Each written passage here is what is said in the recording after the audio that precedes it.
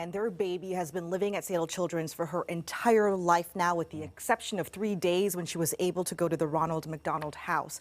But what's striking about this latest case is that this Lacey couple was aware of the mold problems at Seattle Children's before their baby surgery. The hospital shut down their operating rooms to handle the issue a couple of times last year, and the couple says they trusted the prestigious institution, believing the hospital had taken care of the issue. Tonight, they are now speaking out, saying someone has to hold Seattle Children's accountable. At 20 weeks pregnant, Micah and Katie Hutt received news that no parent ever wants to hear.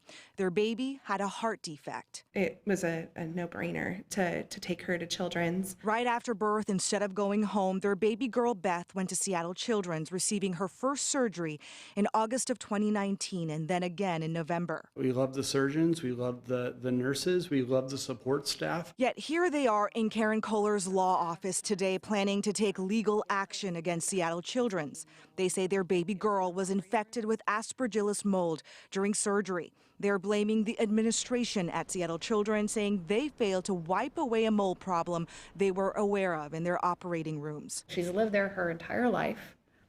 She had open heart surgery, and she has Aspergillus in her heart. Beth is now 5 months old and still at Seattle Children's. Her mom says it's unclear how Aspergillus is impacting her baby's pre-existing heart condition. It certainly has changed her trajectory for treatment, and she's definitely a lot sicker than she was going into the surgery. In complaints so far, Kohler has named 5 other children who she says contracted Aspergillus at Seattle Children's during their surgeries.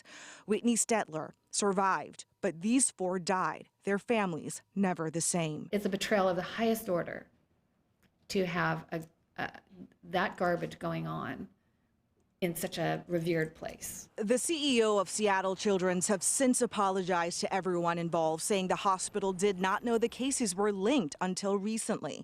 Seattle Children's shut down their operating rooms to take care of their inadequate air handling units, causing the Aspergillus infections last year. Katie says she was aware of the infections, but trusted that the problem was taken care of. I had a lot of mom guilt about, timing of surgeries and did I do my proper research? And they assured me that this was out of my control. Well, look, the Hutts made it very clear that the surgeons, nurses, and support staff are providing the best care possible. Instead, they are blaming the hospital building administrators for not taking care of the mold issue. And their attorney going as far as calling it, quote, a cover-up. She says, Karen Kohler says the hospital should have known about it in the early 2000s. Kohler pointing out a lawsuit to us filed in 2005 by the Pat Node family that she says had a mountain of information linking the air handling units to Aspergillus. That lawsuit settled privately, and Kohler says Seattle Children's didn't follow up after that case.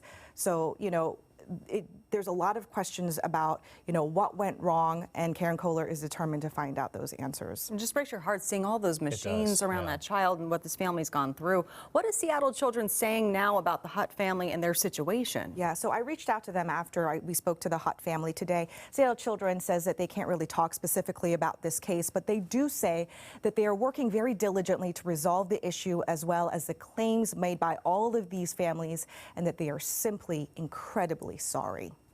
That's it. All right. Thank you, Hannah. Thanks, Hannah.